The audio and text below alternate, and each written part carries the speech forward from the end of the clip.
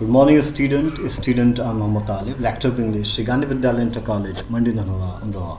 The student, we are doing complex sentences. Student, हम complex sentences कर रहे हैं और complex sentences हम तीन प्रकार से करते हैं, noun clause की मदद से, adjective clause की मदद से और adverb clause की मदद से. Noun clause की मदद से complex sentences हम कर चुके हैं, adjective clause की मदद से भी complex sentences हम कर चुके हैं और आज हम adverb clause की मदद से complex sentences करेंगे.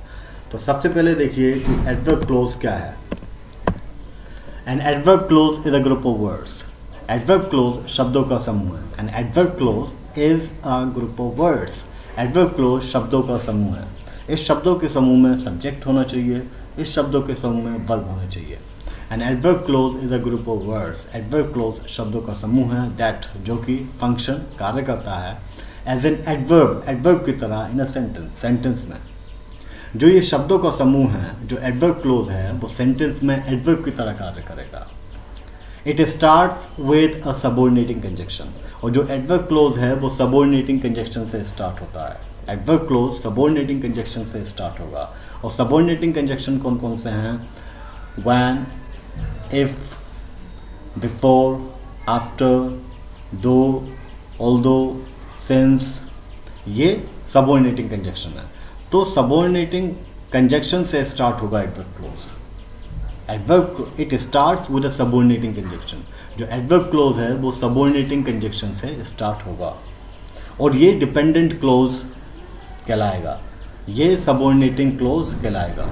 ये डिपेंडेंट क्लोज इसलिए कहलाएगा कि इसकी अपनी पूरी मीनिंग नहीं होती. जब आप इसे पढ़ोगे तो आपको लगेगा मीनिंग अधूरी है. जब आप इसे प्रिंसिपल क्लोज के साथ पढ़ोगे तब आपको लगेगा कि मीनिंग पूरी है.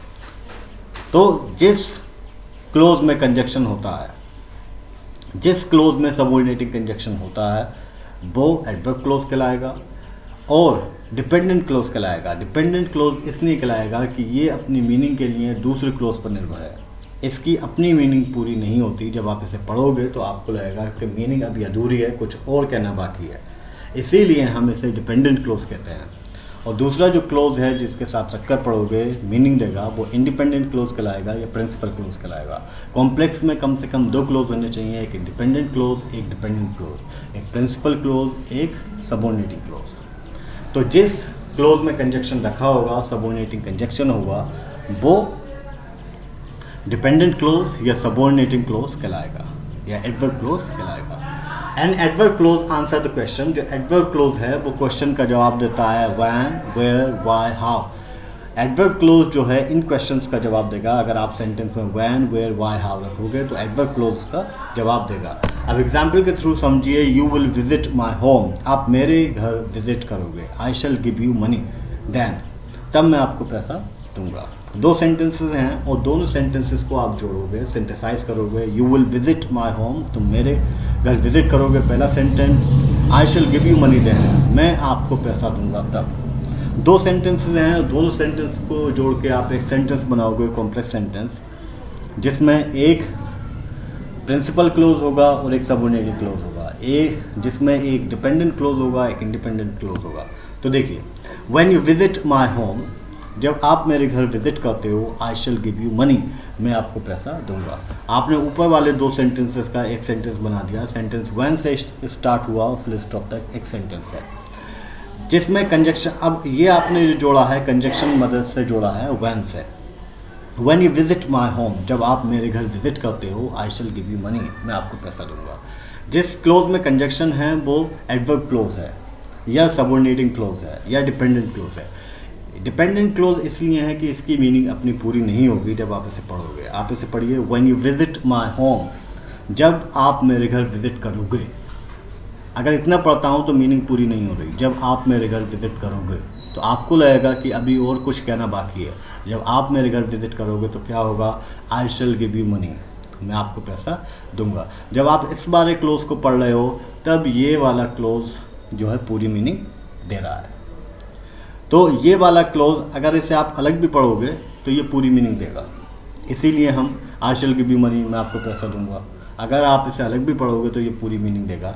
इसीलिए हम इसे इंडिपेंडेंट क्लोज कहते हैं या प्रिंसिपल क्लोज कहते हैं या मेन क्लोज। और जिसमें कंजक्शन लगा है इसे हम डिपेंडेंट क्लोज कहते हैं क्योंकि इसकी मीनिंग पूरी नहीं होती है। इसे हम एडवर्ब क्लोज भी कहते हैं, इसे हम सबऑर्डिनेटिंग क्लोज भी कहते हैं। और देखिए ये जो है एडवर्ब का कार्य कैसे करता है, अगर आप इसमें जो है व्हेन, वेयर, व्हाई, हाउ लगाओगे तो ये वाला क्लोज जवाब देगा। एडवर्ब क्लोज एडवर्ब का कार्य करता है। आई शैल गिव यू मनी, मैं आपको मनी दूंगा। कब? When, when I shall give you money when. अगर आप व्हेन लगाओगे तो जवाब आएगा when you visit my home, जब आप मेरे घर आते हो। मैं आपको पैसा दूंगा कब? जब आप मेरे घर आते हो। तो ये जवाब दे रहा है, इसीलिए ये एडवर्ब का कार्य करता है। एडवर्ब क्लोज एडवर्ब का कार्य करता है। तो ये यहाँ से लेके यहाँ तक जो है पूरा एक सेंटेंस हो गया, 2 क्लोज हो गए।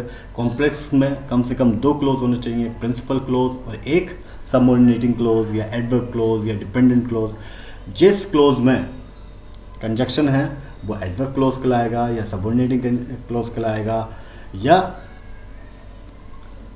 डिपेंडेंट क्लोज कहलाएगा। तो एक बात और ध्यान में रखिएगा, अगर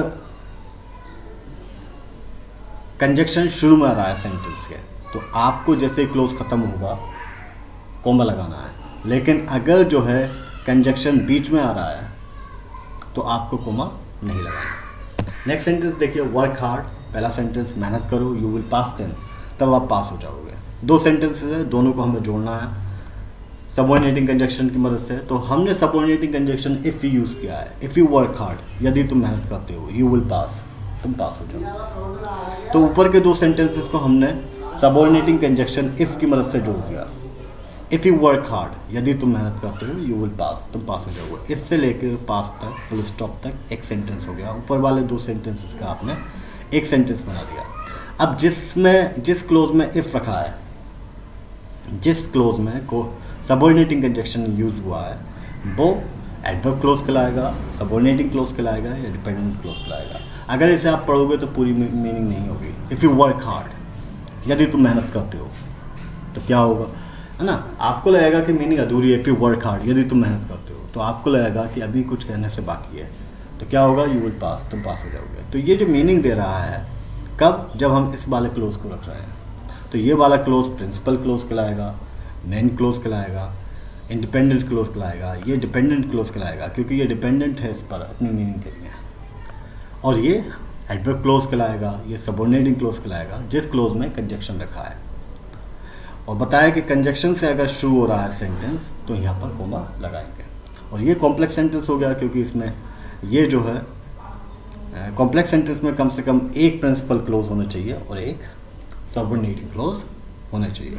तो यहाँ से लेके यहाँ तक पूरा एक सेंटेंस हो गया ये कॉम्प्लेक्स सेंटेंस। नेक्स्ट देखिए, he will not attend the college today, वो कॉलेज अटेंड नहीं करेगा आज। ही इज इल, वह बीमार है। 2 सेंटेंसेस हैं और दोनों सेंटेंसेस को हम सबऑर्डिनेटिंग कंजक्शंस की मदद से जोड़ देंगे। He will not attend the college today, वो कॉलेज अटेंड नहीं करेगा आज, बिकॉज ही इज इल, क्योंकि वह बीमार है। अब हमने सबऑर्डिनेटिंग कंजक्शन बिकॉज की मदद से ये दोनों सेंटेंस से जोड़ दिया और एक सेंटेंस बना दिया। जिस क्लोज में 2 क्लोज हैं, जिस क्लोज में सबऑर्डिनेटिंग कंजक्शन लगा हुआ है वो एडवर्ब क्लोज है, डिपेंडेंट क्लोज है या सबऑर्डिनेटिंग क्लोज है, और ये प्रिंसिपल क्लोज है। और पूरा कॉम्प्लेक्स सेंटेंस हो गया। बिकॉज ही इज इल, क्योंकि वह बीमार है। अगर आप इसे पढ़ते हो तो पूरी मीनिंग नहीं आएगी। जब आप इसे इसके साथ पढ़ते हो प्रिंसिपल क्लोज के साथ, तब पूरी मीनिंग आएगी। अब देखिए, क्योंकि बीच में कंजक्शन आ रहा है तो देखिए कोमे का यूज़ नहीं किया है।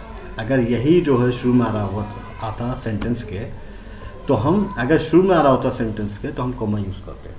जब बिकॉज या सबऑर्डिनेटिंग कंजक्शन बीच में आए तो हमें कोमे का यूज़ नहीं करना है। अब यहाँ से लेके यहाँ तक पूरा एक सेंटेंस हो गया कॉम्प्लेक्स सेंटेंस। अब सबऑर्डिनेटिंग कंजक्शन देख लिए कौन कौन से होते हैं। After, although, as if, as long as though, because, before, until, since, if, ये सब जो है सबऑर्डिनेटिंग कंजक्शन है और उसके हिंदी में भी मैंने मतलब लिखे हैं, तो आप इन्हें याद करें। सबऑर्डिनेटिंग कंजक्शन है ये। कोऑर्डिनेटिंग कंजक्शन पहले ही मैं बता चुका हूँ। कोऑर्डिनेटिंग कंजक्शन से कंपाउंड सेंटेंस बनते हैं और सबऑर्डिनेटिंग कंजक्शन की मदद से कॉम्प्लेक्स सेंटेंस बनते हैं। एडवर्ब क्लोज से जब हम कॉम्प्लेक्स सेंटेंस सेंटेंसेस बनाते हैं तो इन कंजक्शंस का यूज़ करते हैं। तो इन कंजक्शंस को यूज़ करिए।